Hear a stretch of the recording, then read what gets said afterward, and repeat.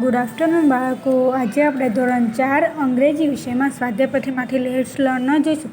તમારે કોઈ સ્વાધ્યાયપોથી ખરીદવાની નથી, બરાબર છે. મારી પાસે ગયા વર્ષની જૂની સ્વાધ્યાયપોથી છે, એમાંથી હું તમને રિવિઝન કરાવીશ. આપણે ચોપડીમાં લેટ્સ લર્ન આપેલું નથી, જ્યારે સ્વાધ્યાયપોથીમાં આપેલું છે. તો આપણે પહેલાં એ જોઈશું. ઘણા વિદ્યાર્થીઓ જોડાણા નહોતા, તો એના માટે હું પુસ્તક અને સ્વાધ્યાયપોથી બંને વસ્તુ કરાવડાવીશ, બરાબર છે.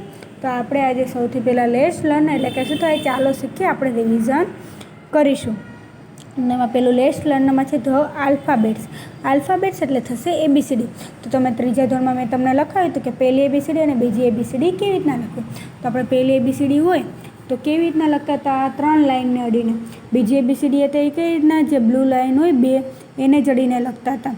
જ્યારે અમુક અક્ષર ઉપર અડતા હતા બીજી ABCDને, તો અમુક અક્ષર નીચે.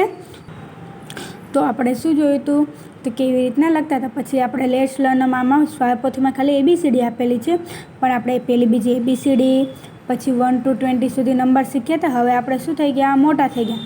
તો આપણે 50 સુધી શીખીશું. 21 થી 50 એટલે કે 50 સુધી, એટલે કે 21 થી 50. તો 20 હોય, 21નો લખો તો TEENTY, 21 એટલે 21, TEENTY એટલે 22 એટલે 22. એવી રીતના 30 આવે એટલે 30, તો THIRTY 30 એટલે 30. રીતના 31 હોય તો THIRTYONE એટલે કે 31 થઈ જશે એટલે 31. એ રીતના 40 સુધી ને 50 સુધી. તો એ તમારે આજે હોમવર્કમાં શું કરવાનું છે, તો પહેલી બીજી ABCD જે લોકોએ નોટ નથી જ બનાવી હજી સુધી ઇંગ્લિશની, એમણે અંગ્રેજીની નોટમાં પહેલી બીજી ABCD 1 થી લઈને 50 સુધી સ્પેલિંગ, ગુજરાતી અર્થ અને ઉચ્ચારમાં લખવાની છે, બરાબર છે. 50 સુધી નંબર્સ લખવાના છે, અને બાકીનું જે હું આલ્ફાબેટ્સ ચલાવું એ બધું અંગ્રેજીની નોટમાં લખવાનું છે.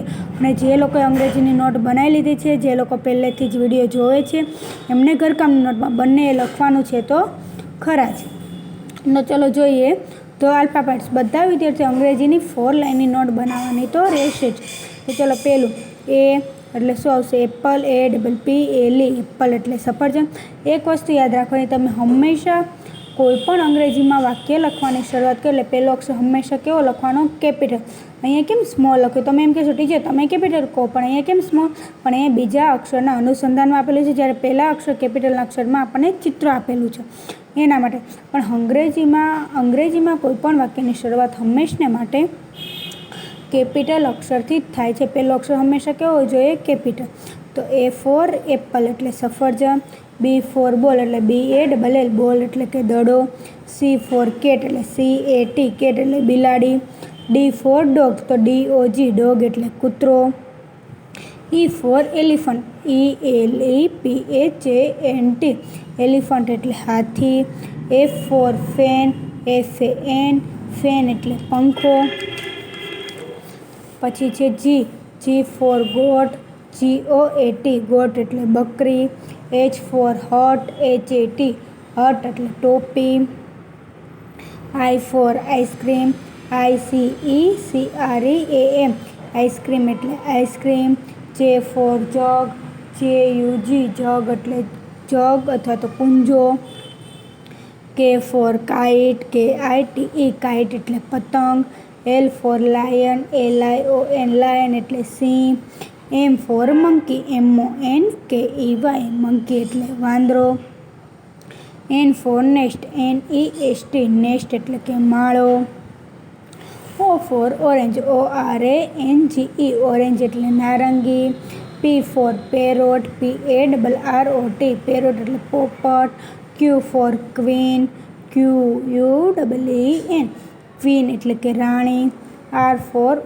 રેટ RAT, રેટ એટલે ઉંદર, S for સન SUN, સન એટલે ઉંદર, T for tiger TIGER, tiger એટલે કે વાઘ, U for umbrella UMBRELLA, umbrella એટલે કે છત્રી, V for van VAN, van એટલે કે વાન.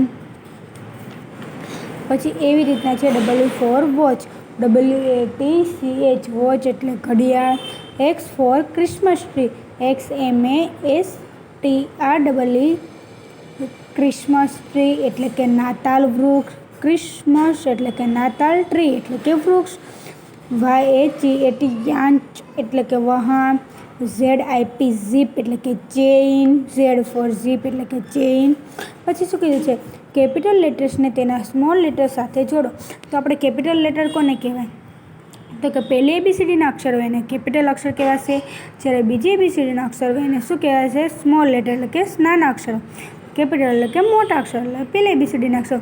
તો પહેલી ABCDના અક્ષરો એ બીજી ABCD સાથે જોડવાના. તો એને એ જોડે જોડીશું સ્મોલ, એમને સ્મોલ એમ જોડે, એનને સ્મોલ એન જોડે, વીને સ્મોલ વી જોડે, ડબલ્યુને સ્મોલ ડબલ્યુ સાથે જોડીશું.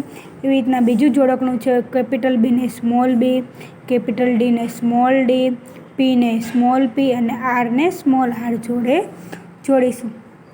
એવી જ રીતના ત્રીજા નંબરનું જોડકું છે, ઈ ફોર ઈને ઈ જોડે જોડીશું, કેપિટલ એફને સ્મોલ એફ જોડે, આઈને સ્મોલ આઈ જોડે, કેપિટલ એલને સ્મોલ એલ જોડે, કેપિટલ ટીને સ્મોલ ટી જોડે અને કેપિટલ ઝેડને સ્મોલ ઝેડ જોડે જોડીશું.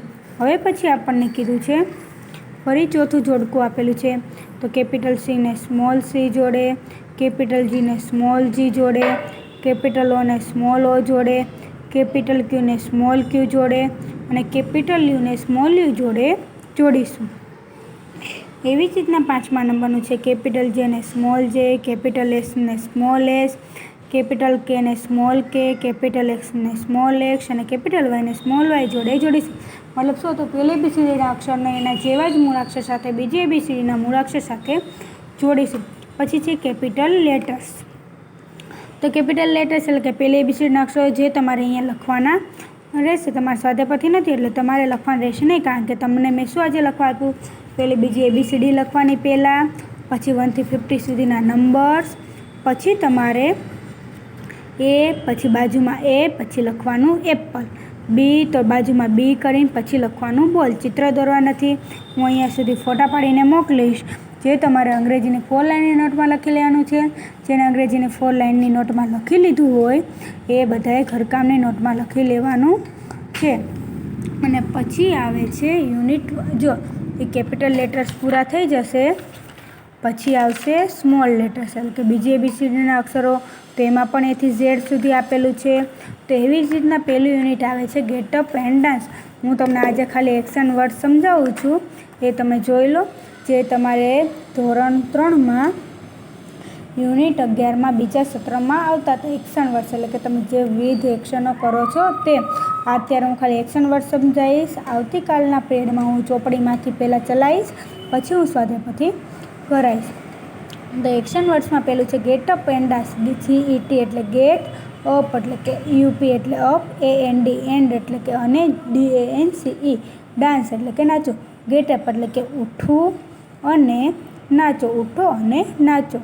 તો પેલું છે એક્શન વર્ડ્સ એટલે કે પેલું છે SIT સીટ એટલે કે બેસવું, STAND સ્ટેન્ડ એટલે કે ઊભા રહેવું, WALK વોક એટલે ચાલવું, RUN રન એટલે દોડવું, JUMP જમ્પ એટલે કૂદવું, SKIP સ્કીપ એટલે દોડા કૂદવા, DANCE ડાન્સ એટલે નાચવું, YAWN યોન એટલે બગાસું ખાવું, SLEEP સ્લીપ એટલે ઊંઘવું, EAT ઈટ એટલે ખાવું, DRINK ડ્રિંક એટલે પીવું, LAUGH લાફ એટલે હસવું, CRY ક્રાય એટલે રડવું, READ રીડ એટલે વાંચવું, WRITE રાઇટ એટલે લખવું, DRAW ડ્રો એટલે દોરવું, CLAP ક્લેપ એટલે તાળી પાડવી, TCH કેચ એટલે પકડવું, THROW થ્રો એટલે ફેંકવું,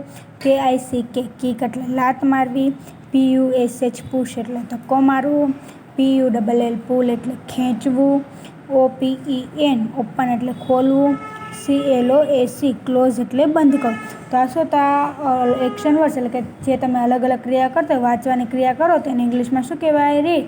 હવે તમે નાના બાળકો તો છો નહીં, બીજા ત્રીજામાં ભણતા, તો થોડુંક ઇંગ્લિશમાંય બોલતા શીખવું પડે. તો જે આ બધા શબ્દોનો આપણે શું કરીશું? ઉપયોગ. કોઈ એવી વાત કરતા હોય, કોઈ એવી ક્રિયા કરતા હોય તો આપણે એને શું પણ ઇંગ્લિશમાં પણ કહી શકાય છે. તો ચલો બાળકો, આજે આપણે અહીંયા સુધી જોઈશું.